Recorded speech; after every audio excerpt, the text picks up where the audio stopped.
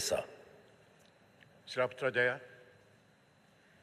Terima kasih Yang Amat Berhormat Tambun. Kita tahu bahawa kejatuhan nilai ringgit memberi kesan kepada peningkatan kos harga komponen dan barangan, termasuk barangan makanan yang diimport dari luar negara.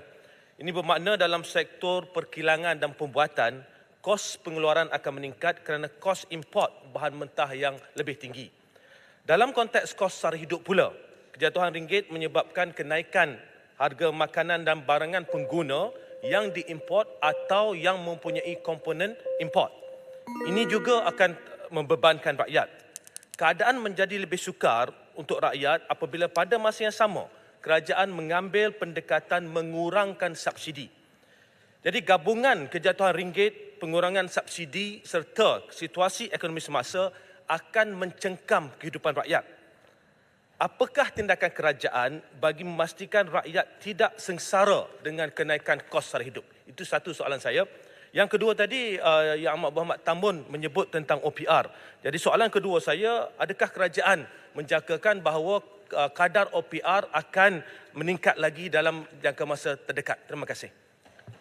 Terima kasih, Pak Menteri. Saya setuju dengan saranan Putrajaya tentang kenyataan bahawa ada kesan daripada inflasi import, imported inflation.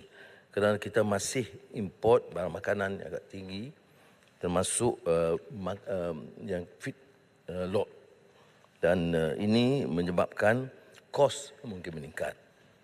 Tapi ini dipantau oleh kementerian yang berkenaan. Seperti mana kita lihat, masalah ayam dan telur tidak separah tahun lalu. Ini tahniah kepada pegawai di kementerian berkenaan. Cuma bila Yang Berhormat sebut tentang pengurangan subsidi, saya kurang faham di mana yang kurang. Yang kurangnya itu untuk orang kaya. Kita kurangkan subsidi elektrik tidak untuk rakyat, untuk orang yang maha kaya. Rumah-rumah besar yang kaya saja, yang atas 320. Jadi mengapa kita nak jadikan isu ini isu politik? Tidak dikurangkan bagi majoriti rakyat. 90% rakyat itu tidak terkesan kerana tidak dinaikkan kadar elektrik. Malah kadar elektrik untuk SME, untuk industri makanan tidak dinaikkan. Jadi kita nak jadi jago siapa ini? Kemudian macam subsidi haji, kita tak naikkan bagi rakyat. Yang dinaikkan itu untuk T20. Kamu dah kaya benar, takkan tabung haji nak subsidize untuk pergi ke Mekah? Dan ini memang ada juga rungutan, tapi saya tegas dalam hal itu. Kita mesti kurangkan subsidi, tidak bagi rakyat. Setakat ini saja yang kita kurangkan. Tak ada pengurangan subsidi lain. Yang disahibahkan sebagai kempen politik, kurang subsidi mana? Tak boleh pun, kurang subsidi untuk orang kaya pun tak boleh. Nak ambil 50-60 juta daripada Tan Sri Zat Mokhtar pun tak boleh. Ini apa punya dasar begini? Saya terpaksa ambil daripada orang kaya supaya tidak bebankan orang miskin. Itu pun kadar yang agak minimal lah. Kalau kos, kalau haji itu kos. Tabung haji tidak dibenarkan mengambil untung. Cuma ambil kira kos haji.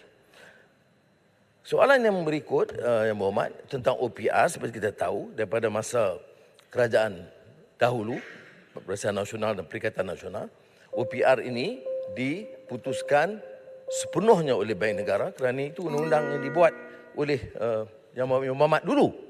Dan cuma setakat ini dalam kerajaan perpaduan baru sekali naik ketimbang tahun lalu di bawah pemerintahan Yang Berhormat 4 kali naik.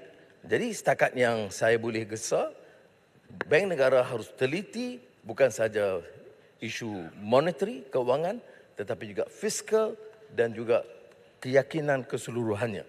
Tapi seperti mana saya jawab awal tadi, kita harus juga terima kenyataan. Kenaikan OPR seperti yang berlaku di Singapura itu akan membantu mengurangkan, memperkukuh nilai mata wang.